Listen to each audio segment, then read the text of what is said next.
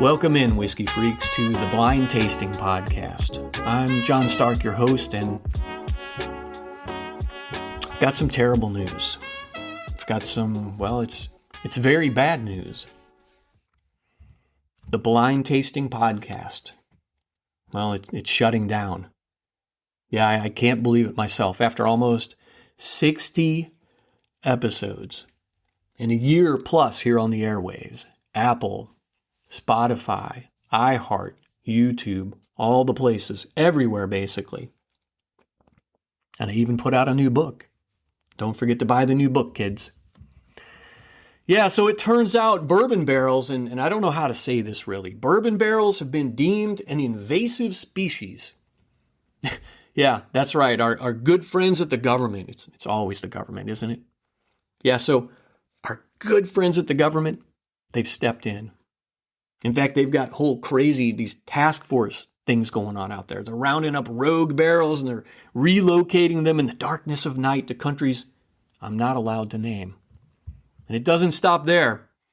Apparently, podcasts that, quote, encourage the public to enjoy fine bourbons and whiskeys, well, we're now on the watch list. That's right, I made the government's endangered species list. Except I'm the invasive part. They say we're contributing to barrel overpopulation, whiskey migration patterns, and something called, quote, excessive tasting enthusiasm. So according to Uncle Sam, I'm basically a whiskey preacher with a microphone. So any day now, some guy in a windbreaker is going to show up at my door, slap a warning sticker on my Glencairns, and tell me to start a podcast about kale smoothies or something. Yeah, no, I'm not stopping until they drag me off to podcast prison, guys. I'm not giving up that easy, folks. So let's get after it. Because today we focus on nothing but bourbony goodness, and I've got all kinds of things to throw your way. And we might just learn something while we're at it.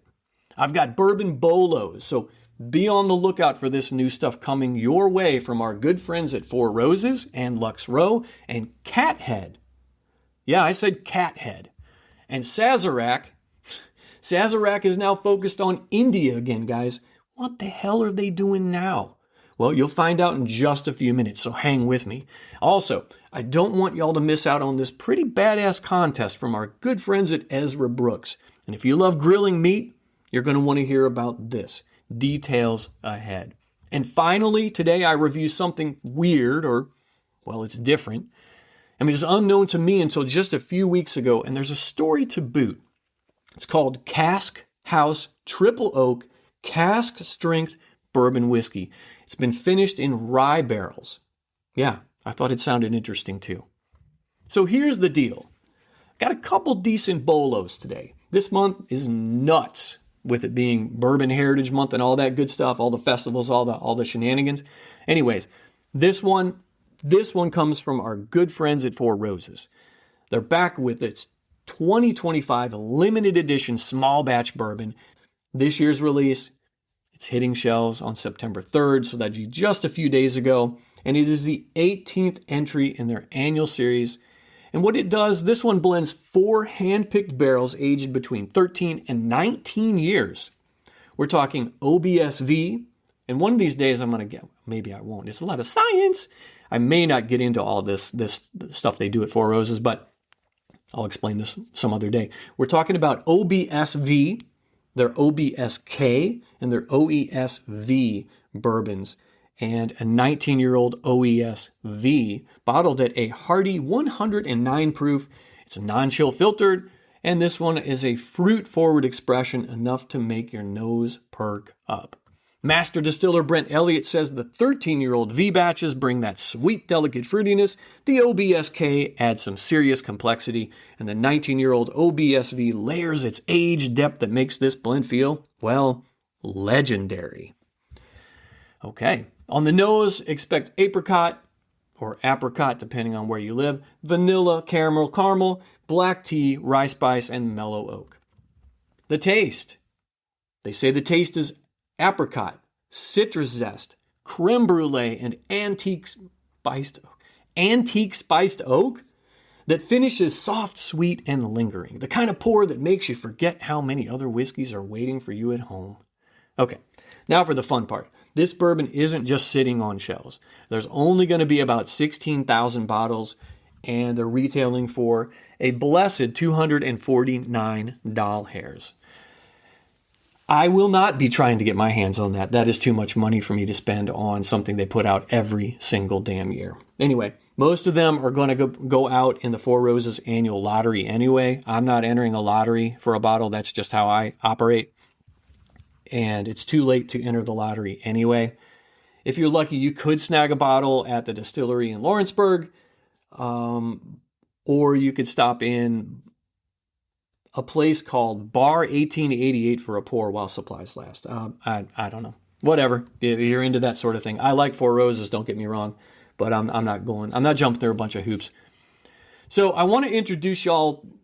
Okay, well, I've never heard of them until now, and this story caught my eye, and I just felt like I had to share it with you. Comes to us from Cathead Distillery. Cathead. And they've got a new special release, and it's very different, actually. That's why I'm bringing it to your attention today. We can talk about all the old boring stuff, but this one's interesting. And for this one, we got to head down south, way down south to Mississippi. Yeehaw! Don't hear much about Mississippi in distilling, right? Well, Cathead Distillery is the state's oldest legal distillery since Prohibition, and they just dropped something pretty wild for us bourbon fans. It's a 7-year-old straight bourbon made with sorghum.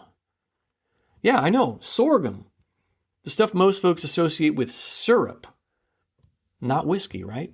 Well, this release is called Estate Collection Number 3, and it clocks in at 111.5 proof, and it's limited to just 17 barrels. The mash bill is 65% corn, 28% wheat, and 7% sorghum. And it's all grown in Mississippi. Now, they say that's the whole point of the estate collection. It's about showcasing local agriculture, field to bottle. You know, still Austin does that down in Texas, right? Everything that they do is produced, grown, and all that good stuff in Texas. Well, Cathead, they feel the same way about Mississippi. Richard Patrick, now he's Cathead's co-founder, and he says sorghum thrives in Mississippi's heat, and it brings a layer of complexity that reflects the region. And it's a fun twist, too, since most bourbons, well, they stick to corn, rye, wheat, and barley. Not so much at Cathead. Well, you're probably wondering what's it taste like. Well, the official notes say honey and vanilla on the nose with a touch of bubble gum and spice. On the palate, you'll get molasses, caramel, and almond, finishing with raisin, licorice, and cinnamon. To me, that sounds like dessert in a glass. That sounds amazing. And the good news, if you're in Mississippi, I guess, the price tag is only $75. And availability. It's available in 13 states across the South and the Midwest, plus a couple online shops like Sealbox. If you're in Mississippi, Alabama, Tennessee, or even up in Michigan, you've got a shot at finding it. You should probably go to their website if you want to see if it's near you. Well, I want to tell you a little bit about their backstory, too. They were founded in 2010, and Cathead takes its name from a blues term used to honor respected musicians. And I'm thinking, what the hell do we really honor musicians? So I looked it up. What does that really mean? I've heard of dudes being called cats. I do that sometimes, but cat heads? Yeah, so I Googled it. And Google says in the American South, especially in Mississippi, a cathead is a term old blues musicians use to describe a respected artist or a musician. Who knew? So if someone was called a cathead, it meant they were the real deal or a master of their craft. So, all right, if Google says it, must be true, right? They say they've really leaned into that heritage at Cathead by supporting local music and culture while building at the same time a reputation for vodka, gin, and now some pretty bold bourbon stuff. The bottom line here for Cathead, Mississippi just gave us a sorghum bourbon, and for $75 at barrel strength, 111.5, right? It might be worth the shot. All right, I want to talk about a new product for whiskey drinkers and gamers, or wannabe, or used to be gamers anyway. And this might possibly be the most dangerous crossover of nostalgia and bad financial decisions out there. So Atari, they just turned your childhood joystick. Remember the Atari? Well, they've turned the joystick into a whiskey decanter. This thing is 100% real, guys. It is true. And for the low price of $125, you can pour your bourbon from something that looks like it should be plugged into Pac-Man. So Atari took the CX-10 joystick. You know the one. The old 2600 console. The one that gave us Frogger and Donkey Kong and Missile Command. Oh man, I remember all this stuff, guys. So what they did, they took the design of that joystick and they turned it into a 750 milliliter, thank you, glass decanter. It's that controller you used to smash while trying to beat Space Invaders, right? Well, now you can aerate your whiskey in it. And check it. It even has a little red button detail on the side, just in case you want to pretend you're firing shots while you're, firing shots. Ho, ho, ho. Yeah. The set also comes with 2 glasses. They've got the Atari logo slapped on the side and a tray that proudly reminds you the joystick first hit the world in one of the greatest decades ever, 1977. They're calling it futuristic since forever. I don't even know what the hell that means. According to Atari, futuristic since forever. That's just retarded. Anyway, personally, I think it screams midlife crisis, but still, it's pretty cool, am I right? So, funny story. Okay, maybe not funny. Maybe it's just a story from my childhood about the Atari 2600, which is another reason why I'm telling you about this story today. So, when I was in grade school, 6th grade, if my memory serves, my sister and she would have been like 2nd grade. Well, the school we were at had a fundraiser, and I'm not sure for what. And ain't that a bitch? Even back then, we were paying ungodly taxes for schools, and then they pushed the kids to sell shit and go door to door or donate, right? They're still doing it now. Well, I think this was kind of the beginnings of it. And look, I'm always happy to pitch in if I have a niece or a nephew or whatever selling stuff for school. But geez. And I think they started this practice of child labor way back in the 70s, and it's never gone away. Okay, all right, I'll quit ranting. Anyway, my sis and I, we sold the most stuff in the school, and I think it was Christmas cards and like wrapping paper. So we got to go up in front of the school. We won a brand new spanking Atari 2600, which was all the rage in the 70s, right? It was something that every kid wanted to have. It was the beginning of gaming, really. And I've got extremely fond memories of that particular gaming system. And I know it pales in comparison to the gaming systems they have now, but look, back then it was pretty hardcore. Look, if you're in your 40s or 50s and have disposable income and unresolved childhood trauma from losing at pole position, look, this decanter was designed just for you. Me? I love bourbon and I love retro gaming, right? But I don't know, for $125, I think I'd rather buy an actual bottle of Weller than a joystick that holds one. But still, admit it, you kind of want it, right? And I do too, actually. Honey, are you listening? Hey, birthday's in October. Just saying. On to our good friends at Lux Row. So Lux Row, and this isn't really a release or a new release to talk about, but I wanted to mention I got an email from the guys, the good folks at Lux Row the other day, and I actually want to pull it up real quick here during the pod. Don't ordinarily do this, but I wanted to pull this up and tell you guys about it. So it's basically an email if you're signed up to the Lux Row Distillers mailing list. And it's telling us about their whiskeys. Did you know Lux Row is home to 6 standard brands? Yada, yada, yada. Blood Oath, Rebel, Ezra Brooks, blah, blah, blah, blah. But the really cool thing here is in this email is a button to click. And it says get $5 off of 1 bottle. And you click the Redeem Today button to get your $5 off a bottle. So I just wanted to let you guys know if you haven't signed up, and again, they don't advertise here.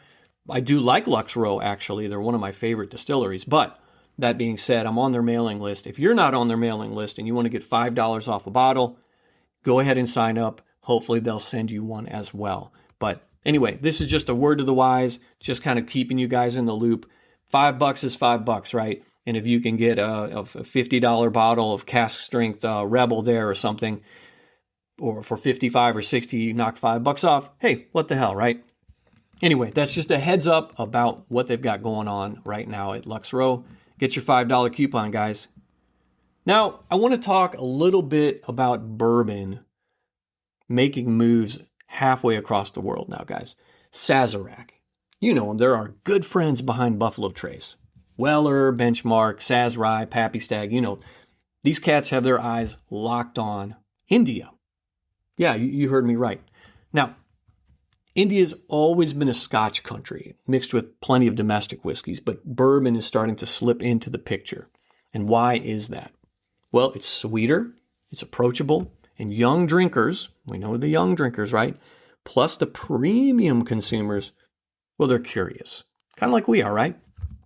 Young drinkers, I mentioned that. Keep in mind, in India, listen to this one, guys, the population is something like 1.5 billion people. That's billion, with a B. And the drinking age in most parts of India is 18 years old. And that means right around 1 billion folks can drink in India. And that's a lot of folks. That's a lot of Wellers that could be drunk, whatever you want to call it, right? Well, Diego Bianchi, he's Sazerac's general manager for emerging markets. He says the company views India as a long-term play. And their plan isn't just to sell bottles, it's to sell their story, their craftsmanship, their heritage, and that good old American bourbon culture. They're betting on cocktail bars, curated tastings, and social influencers to make bourbon feel like part of India's growing luxury scene. Now, the timing isn't bad, honestly, folks. Alcohol sales in India are actually expected to top 5 trillion rupees in the next couple of years. I did not convert rupees, not going to convert it. That seems like a lot, though, right? And whiskey and rum are leading the charge in India right now in liquor sales. And their import duties on bourbon have already been cut down, thankfully, from 150% to 100%, which is still terrible, but it makes it slightly less painful for the folks over there to bring bourbon into India. Now, Scotch has just scored its own tariff tweaks thanks to a UK-India trade deal, but Bianchi isn't worried about that. He says Scotch and bourbon are different animals, and there's enough room on the shelf for both. Wasn't that nice? Okay, Sazerac's secret weapon here is its partnership with a company called John Distilleries, and they're the makers of Paul John Single Malt. And I didn't know who the hell these guys were, so I looked them up. John Distilleries is an Indian spirits company based in Bangalore, Karnataka. Turns out that's somewhere in India. They were founded in 1996 by Paul P. John, and they're best known for their award-winning Paul John Single Malt whiskeys, which they say have built an international reputation. Again, never heard of them myself, but I'm not big into that sort of thing. And also, I don't live in India. So owning a big stake now gives Sazerac local distribution and credibility, and plus it helps them steer through India's complex liquor laws. I can only imagine a country that big, how many different territories and laws and rules they have. We've got enough rules and laws here, right? But Jesus. So what are they pushing hardest in India? What is the good folks at Sazerac going to be bringing them? Well, Weller.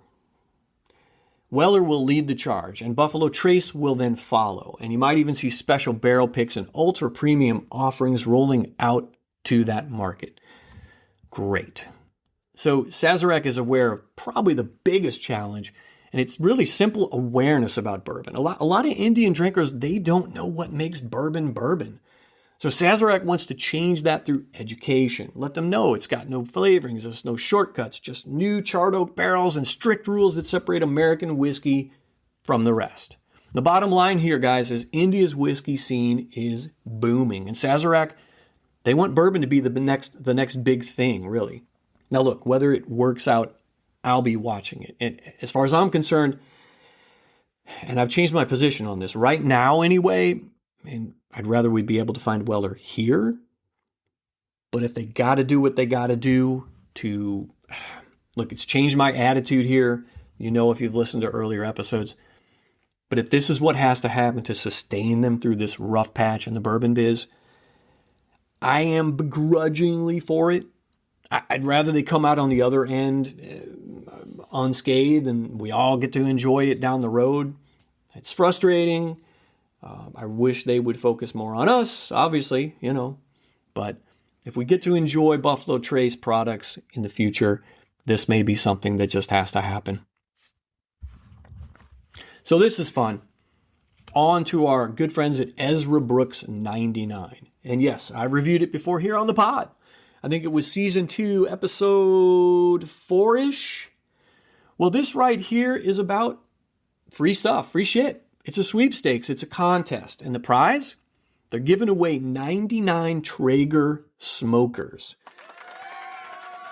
Ezra Brooks 99 is giving away, I get it, 99 Traeger smokers. And I entered the contest myself. I want to encourage you to do that too. Go to airbaton.net/ I think it's Ezra Brooks Smoker Sweeps or something like that. Anyway, Airbaton, you can find it on the internet or you can Google it. This is not a paid endorsement. I just want y'all to have a shot at a free smoker. My smoker was a wood-fired old school smoker, which does an amazing job. We've smoked since the pandemic. We have smoked a tremendous amount of meat on this thing. It's actually my son and I, we own it jointly for some reason. Anyway, does an amazing job, but you got to tend it. You got to sit out there. You got to, like if I'm smoking a pork butt for 7 hours, you sit there for 7 hours. You have to feed the hardwood into the firebox. So a Traeger, I think that'd be pretty damn happy to have that. So head on over, get yourself entered by October 31st. There's still plenty of time to enter this contest. Hopefully some whiskey freaks will win a smoker from our good friends at Ezra Brooks 99. All right, whiskey freaks, it's time for the fun part. Time for my review. So the backstory on this one is just this. And I've mentioned the new Save On liquor store. It's opened up, I guess, about 2 months ago now here in my town. Of course, I had to go in and take pics and wander the whiskey aisles. And it turns out they had a couple things that had to come home with me. Well, for various reasons. I found a 15-year-old whiskey that I picked up. I'll be reviewing that in upcoming weeks. I picked up some Yellowstone. And again, I'm going to review it soon.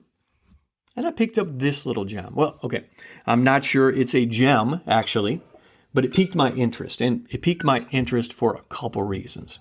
First, the bottle. The bottle design is, to say that it's plain, okay, is an understatement. And you can see it on my socials. I'm going to put it on socials when this episode drops. Instagram and Facebook at Blind Tasting Podcast.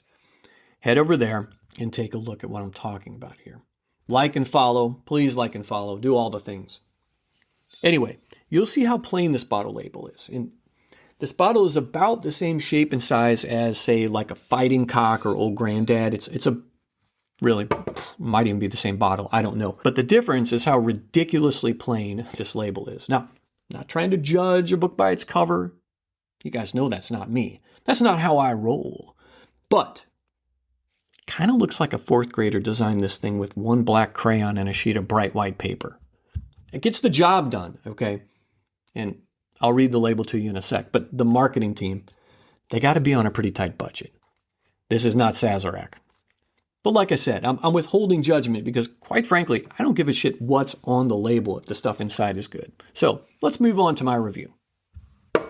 This stuff here, this stuff I'm holding in my hot little hands is called Cask House Triple Oak Cask Strength Bourbon that's been finished in rye barrels.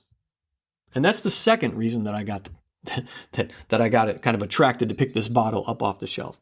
I've never heard of these cats. And I mean, it's cask strength, right? It's finished in rye barrels. I don't think I've ever tasted anything like this before. So, a couple of reasons drew me to this bottle. And there's another reason I'll tell you about in just a minute or two.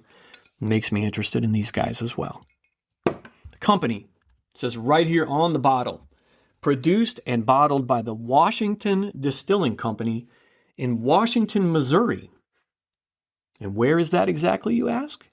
Well, it's about dead center of the United States, actually, and it's about 30 minutes west of St. Louis.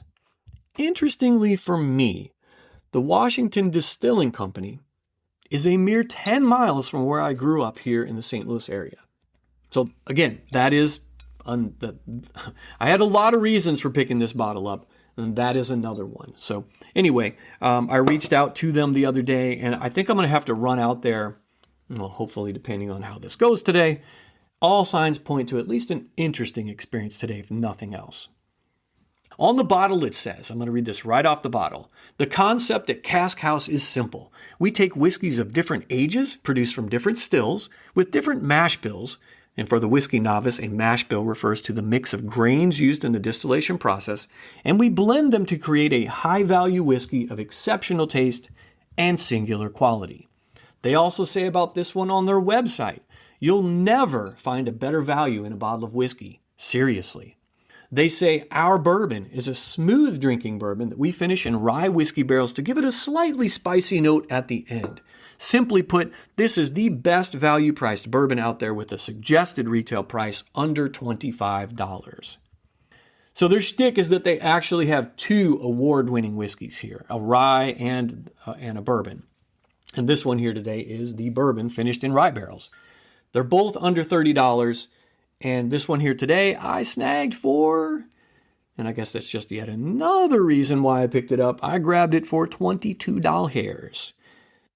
Yeah, it's a cask strength whiskey for $22. And I'm going to be honest with you, I'm cautiously optimistic here. I'm not getting my hopes up though, guys. This company is what they say was Colorado born, because these guys make mash billed whiskey too. I'm not going to get into all of that except to say they're originally out of Colorado. Now, the bottle today, like I said, is from the folks in Washington, Missouri at Washington Distilling Company, and I already mentioned all that. This one comes in at cask strength, 116.58 proof. So there's no age statement on here, but it says it's a blend with the oldest bourbon over 8 years. So again, not loving the lack of transparency there, but they do give us a little something to chew on there. And I'm also looking at the bottle here. It does not say straight bourbon whiskey. So it could have whiskey in here that's very, very young. And that's something I reached out to them and I asked them about. I didn't get an answer that really made me happy. I'm not going to share it with you here. They do seem like cool folks out there. And I depending on how this goes today, I may visit them and check out their distillery. Anyway, this one, again, they are transparent that it is non-chill filtered. Definitely love that about them. And the mash bill, of course, it's undisclosed. And there would be multiple mash bills in here, but there is no indication or info about mash bills that I can share with you. Now, all I can do here, and this is my sticking point, right? And like I said, I reached out to Rich Anders at Washington Distilling. He's the head honcho. He's the boss man. My concern is, why doesn't it say straight bourbon whiskey on the bottle? And I know there are a couple reasons why we can't call something straight. Either it's less than 2 years old, or they've added coloring or flavoring to it. And I can't imagine anybody would be silly enough to add coloring or flavoring. So my guess, I'm just assuming, because I have to assume, because I don't know the actual answer, is that this stuff must have something less than 24 months old in it. Like I said, the dude sounds cool. He was very kind. He was polite. They seemed cool. I checked out their website and everything. But I think I'm going to have to head out there to get some more answers. Anyway, when I don't get specifics, my spidey sense starts to tingle. And again, it's not the end of the world. Not going to stop me from trying this stuff. But still, wish I knew a little bit more about it. Let's move on. Today I'm tasting with a rocks glass, my blind tasting podcast custom etched logo rocks glass. So let me crack this bottle open. And when I say crack it open, I mean unscrew the top. Again, sometimes that's another red flag, guys. Screw top bottle. Think fighting cock. Anyway, who knows? Like I said, doing my best not to judge by the bottle or the label.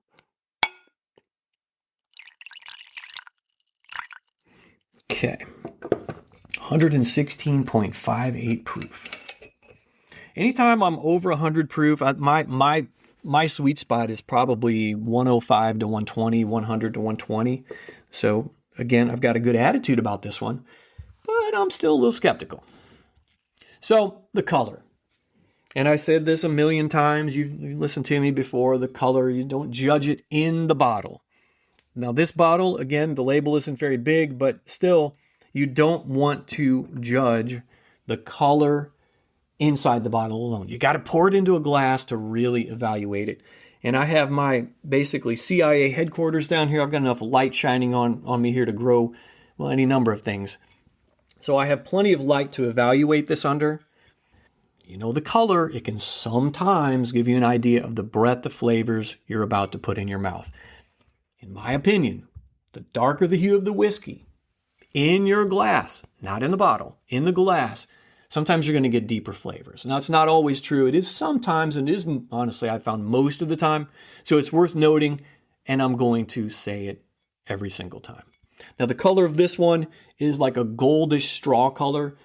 I don't really know a better way to say it. I don't have any more descriptors than that. It is neither light, it is neither dark. It is somewhere in the middle. I know that's a terrible way to explain it to you. That's all I got. Let me nose it. Okay, all right. Getting just a little bit of alcohol or ethanol on the nose. Not much, though, for something that's 116 proof. And right off the bat, I'm getting hit with like a raisin and like a brown sugar.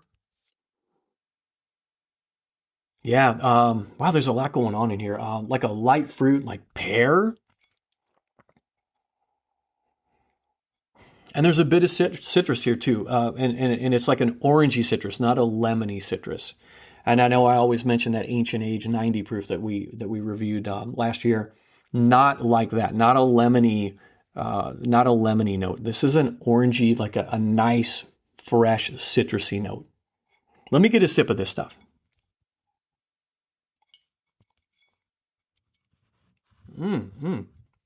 Wow. Got a big pop of pepper right off the bat. Woo! This is packing a punch, guys. Black pepper right out the gate. But wow, as it dissipates in my mouth, it's sweet. It's very sweet. Okay. Honestly, that wallop of pepper note I got and that sweetness, they're really, I don't know, they're balancing things out. It's very balanced. Let me get another sip. Oh yeah, really getting that rye influence from the finishing barrels that they've used here. Again, that I know of, I have never tasted a bourbon finished in rye whiskey barrels. Now, I don't know if they're using their own rye barrels, like where they age their rye. Again, I'm going to find out some of these answers when I head out there. I don't know exactly what their process is, whether they're using somebody else's rye whiskey barrels. But anyway, the fact of the matter is really getting that rye influence here from those finishing barrels. So let me get one more sip. This is, I'm going to try to control myself here. Hang on. Wow. It's got this delicious brown sugar in here too. And I'm okay. I'm a little shy. It's got tobacco. There's even a little note of leather in here. There is a lot going on here. Let me get one more sip. Yeah. I mentioned that orange zest on the nose, and I'm getting that here too. And I got to admit, that rye spice is still a popping. I am getting plenty of sting on the tongue, and I'm getting that warmness in your chest that you get as this stuff goes down the throat. It is powerful. Now, when I say it's powerful, I don't mean it's overpowering me. Like, this does not taste like 125 proof. It tastes like a serious 116 proof that means serious business. There are so many flavor notes here too. There is a lot going on here. Let me take one more sip. Yeah, I'm even getting like this plum note, like a dark fruit, but it's a plum note. And I got to be honest with you. I rarely say plum note, but it's very unique. The flavor here is very unique. And the finish on this thing, it is long and strong. getting strong oak notes in here. And of course, that rye spice, it's just omnipresent, right? It's just hitting long and strong. Now, honestly, I thought this was going to be pretty simple, but my palate's kind of working overtime here, kids. I'm out here, and remember, I'm writing down tasting notes while we're doing this. I'm scribbling like a freak here on my notebook, like a true whiskey freak, actually. And that's the thing. Remember, make sure when you taste something new or something not new, whatever, grab your notebook, get down those tasting notes, the date, what you had to eat or drink recently or that day before you did the tasting, put it all down. And that way, you can refer back to it down the road. Like I said, I put mine in a Word document because it's searchable. And I can jump in there after I do my notes in my notebook. I put it in a Word document, and I can search anytime I want to see when I tasted, what I tasted, and how I felt about it.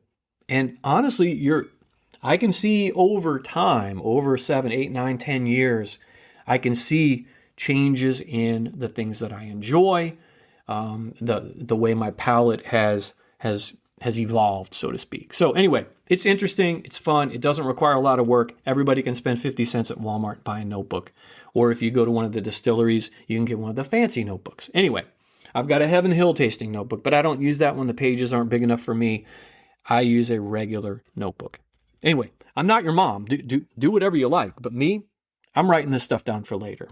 I'm getting older. And if it doesn't really strike me or hit me upside the head, like, say, a Rhetoric 23 Orphan Barrel, which, by the way, if you get the chance to taste that, you should. It's amazing. But if I don't have something that really smacks me upside the head, I'm not going to remember it. I'm just, So I got to make some notes.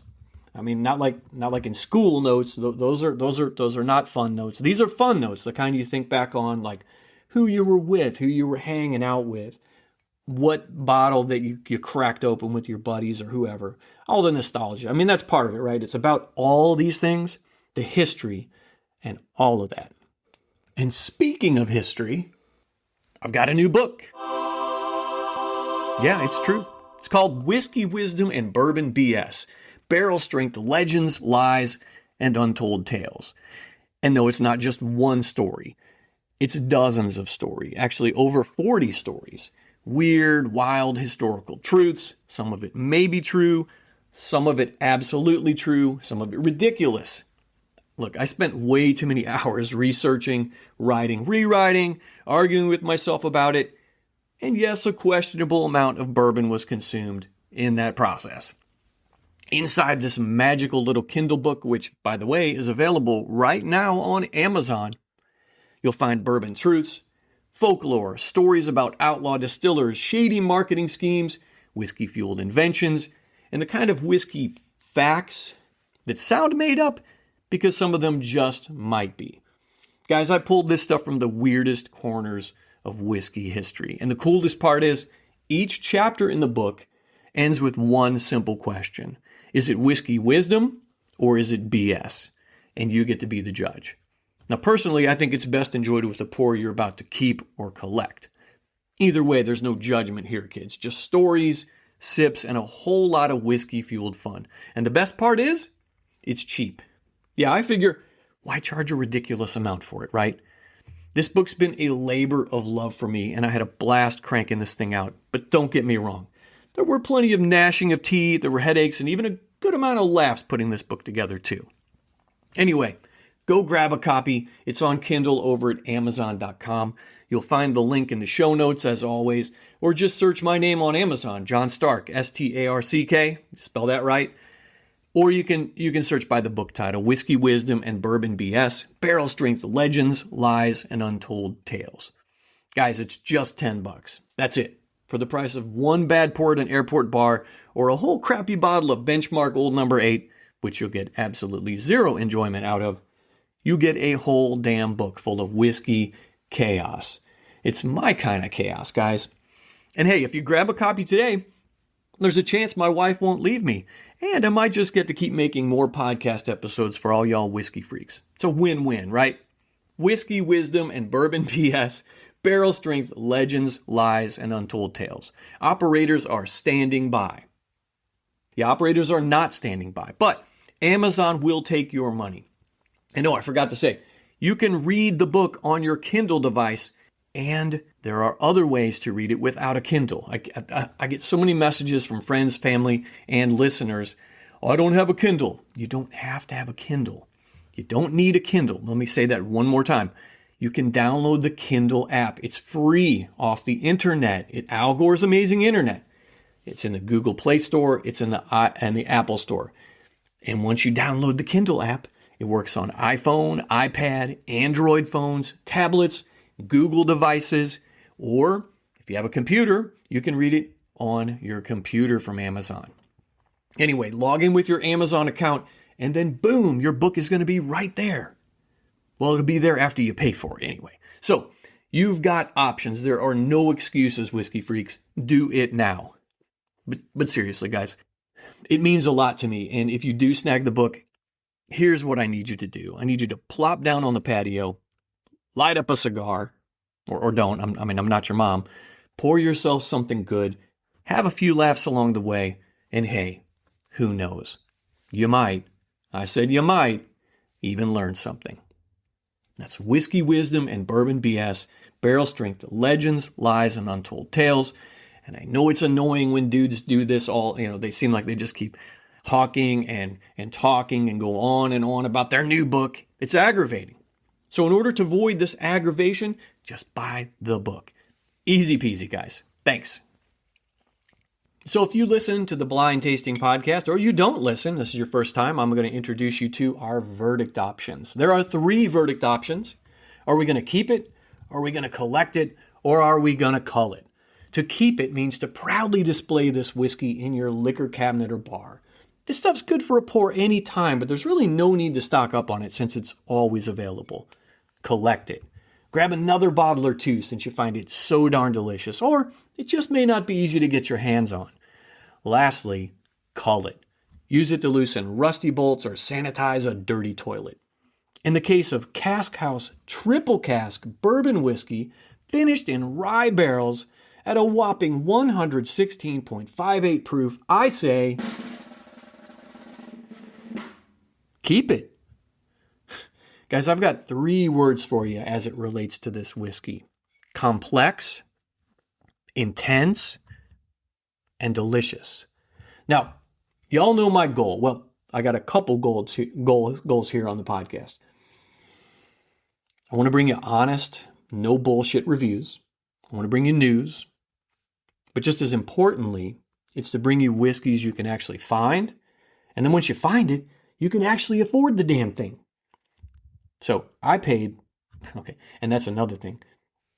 I pay for my own damn whiskey. Nobody gives it to me for free. I don't take it for free. And then I say on the podcast, oh yeah, this whiskey was provided to me free of charge by XYZ Distillery. And then, but don't worry, you can trust my review. It's going to be totally impartial. And that's bullshit, my friends. I buy it. I review it for real. No holds barred. Otherwise, why would you trust me? Yeah, exactly. So like I was saying, I paid $22 for this bottle. $22. Now, I am definitely going to get out to Washington, Missouri. And that's right out, I can't even believe this. It's right out near where my folks live. I'm going to get some answers and then I can share some of that with you down the road, guys, hopefully. But in the meantime, and guess what? If you do get out there to visit these cats, I noticed on their website, you can do your own bottle for like $75. You can bottle your own whiskey. So at any rate, I'm going to visit them. And I hope to put my own bottle together. Maybe I'll review that on the pod too. If I'm going to be honest here, guys, I had this one pegged as nothing more than a mixer. Maybe even like a gimmick bottle you bring out to trick your buddies, right? I mean, look, and if you look at socials, the label doesn't scream, fine bourbon. I mean, it barely whispers, drink me. But here's the thing. I'm actually impressed with this stuff. I don't know what they've done here. Like I said, it doesn't say straight bourbon whiskey. I don't exactly know what that means. Whatever they've done here, this turned out way better than I expected. Guys, if you can find this stuff at 116.58 proof, and this bottle says it's batch 1. I don't know what the hell batch 1 means. Again, I'm probably going to have to head out there and find out. If you can find this, buy it. Maybe buy a couple of them. I'm going to be headed back up to Save On Liquors here in Edwardsville, Illinois, and I'm hoping none of y'all beat me up there because I'm going to get another one of these for $22. They're doing something right out there at Cask House in Washington, Missouri. So don't miss out on this. These flavors, these tasting notes, hang on, I'm going to get another sip. Holy crap. These tasting notes are strong. They're plentiful. And whatever this cat has done with this Rich, I can't remember his last name, they've blended this together so nicely. Now, if you're a wussy, if you couldn't pass the presidential fitness test in grade school, you may not want this stuff. It's strong. I mean, it'll tickle your tongue, and the finish is long and strong, guys. But the sweetness, coupled with the spice in here, it brings a delight to my mouth. Like that lunatic Jim Cramer says for stocks, if you see him on the MSNBC or whatever, I say that for this Cask House bourbon finished in rye barrels. I say buy. Pick some up. It's really a no-brainer. So, go to their website, washingtondistilling.com. They are not a sponsor. That'd be great if they were. Find out where you can buy it. Grab it while you can. This is a winner, whiskey freaks. Don't miss out. Last but not least, I got to give a shout out to the farmers, distillery production guys and gals, the warehouse workers, the bottlers, and the truck drivers. Guys, I say this every single episode. These cats are the ones that make it happen. So cheers to all of them. Well, that's all I've got for today, whiskey freaks. Thanks for listening to the Blind Tasting Podcast, your #1 attitudinal bourbon destination.